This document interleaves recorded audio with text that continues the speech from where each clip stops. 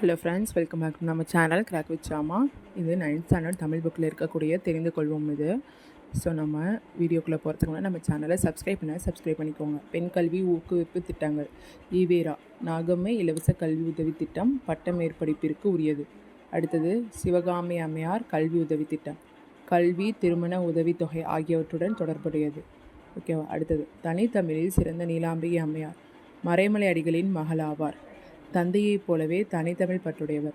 இவரது தனித்தமிழ் கட்டுரை வடசொல், தமிழ் அகவரிசை, முப்பெண்மணிகள் வரலாறு, பட்டினத்தார் பாராட்டிய மூவர் ஆகிய நூல்கள் தனித்தமிழில் எழுத விரும்புவோருக்கு மிகவும் பயனுள்ளவனாக விளங்குகின்றன. சரியா.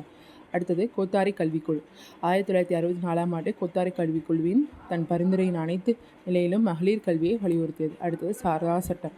பெண் முன்னேற்றத்தின் தடைக்கல்லாய் இருப்பது குழந்தை திருமணம். எனவே அதை தடுக்க 1929ஆம் ஆண்டு சாரதா சட்டம் கொண்டு வரப்பட்டது. அடுத்து ஈத்த ராஜேஸ்வரி அம்மையார். அவங்க என்ன செஞ்சாங்க அப்படின்றத பார்க்கலாம்.